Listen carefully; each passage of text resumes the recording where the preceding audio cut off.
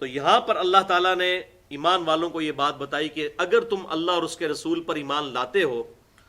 اور اس بات پر بھی یقین رکھتے ہو کہ جو کچھ غزوہ بدر والے دن ہوا وہ اللہ تعالیٰ کی طرف سے غیبی مدد تھی، تو اب اس کا تقاضا یہ ہے کہ اس غزوہ بدر سے جو مال غنیمت حاصل ہوا ہے اس کا 5واں حصہ اللہ اور اس کے رسول کے لیے خاص ہوگا، اور پرٹیکولرلی رسول اللہ صلی اللہ علیہ وسلم کے رشتہ داروں،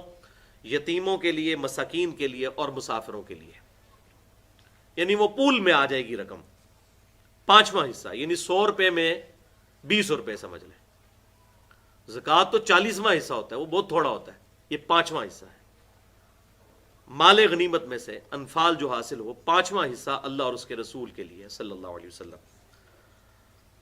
اب آپ صلی اللہ علیہ وسلم کو اس مال غنیمت کی ضرورت کیوں تھی؟ وہ اس لیے بخاری اور مسلم کی کئی احادیث اس پر شاہد ہیں، اور اہل سنت اور اہل تشیع کا اجماع ہے کہ جو محمد اور آل محمد ہیں صلی اللہ علیہ وسلم ان پر صدقہ اور زکوٰۃ حرام ہے۔ اب اگر آل محمد میں کوئی غریب ہے قیامت تک کے لیے تو اب اس کے اوپر زکوٰۃ اور صدقہ لگ نہیں سکتا، تو اب اس غریب کی کس رقم سے مدد کی جائے گی؟ تو وہ اللہ تعالیٰ نے مال غنیمت میں جو کافروں کے ساتھ قتال ہو اور اس میں جو مسلمانوں کے ہاتھ مال آئے اس کا 5واں حصہ بیسیکلی اس کے لیے وقف کر دیا۔ یہی خلفائے راشدین کا طریقہ تھا۔ آپ صلی اللہ علیہ وسلم کی وفات کے بعد بھی خلفائے راشدین علیہم رضوان جو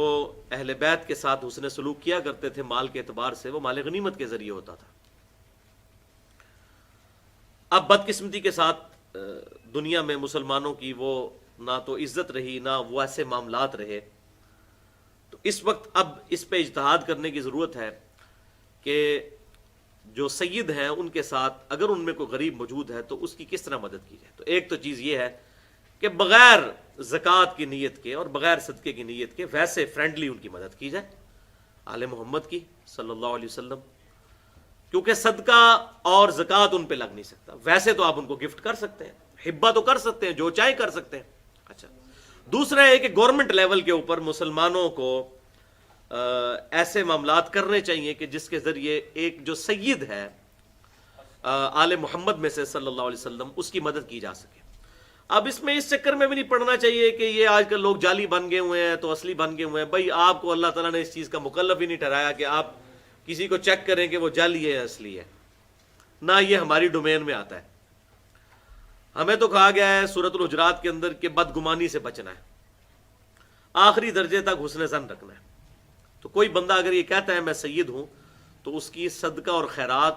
اور زکوٰۃ کے علاوہ ویسے مالی مدد کر دی جائے۔ اہل تشیع کے ہاں جو ہے وہ اس حوالے سے انہوں نے اپنا سسٹم قائم کیا ہوا ہے، اور وہ سال میں زکوٰۃ تو الگ لیتے ہیں، اور اس کے ساتھ ساتھ خمس، یہ جو لفظ آیا تھا فَأَنَّ لِلَّهِ خُمُسَهُ،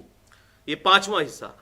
تو وہ مال غنیمت کو جرنلائز کرتے ہیں۔ وہ کہتے ہیں مال غنیمت سے مراد صرف وہ مال نہیں ہے جو میدان جنگ میں کافر چھوڑ کر چلے جائیں، بلکہ ہر وہ مال جو اللہ تعالیٰ انسان کو عطا کرتا ہے وہ اللہ تعالیٰ کی طرف سے ہی غنیمت ہے۔ تو اس میں سے 5واں حصہ جو ہے وہ مین ایک مرکزی فنڈ میں جمع ہونا چاہیے جہاں سے محمد صلی اللہ علیہ وسلم کی آل کی خدمت کی جائے، کیونکہ ان کے اوپر زکوٰۃ اور صدقہ لگ نہیں سکتا۔ اس حوالے سے وہ زکوٰۃ بھی دیتے ہیں اور خمس بھی دیتے ہیں، یعنی یہ تو بہت زیادہ بن جاتا ہے۔ جو دیتے ہیں، جو نہیں دیتے ہیں وہ نہ ادھر دیتے ہیں نہ ادھر دیتے ہیں۔ یعنی ہم نے 100 روپے میں اہل سنت کے ہاں 2.5 روپے دیا جاتا ہے، وہ 100 روپے میں 22.5 روپے دیتے ہیں، 20 روپے خمس دیتے ہیں اور 2.5% وہ زکوٰۃ۔ اور زکوٰۃ کا تو نصاب اہل تشیع کے ہاں موجود ہے، وہی 7.5 تولے سونا یا 52.5 تولے چاندی،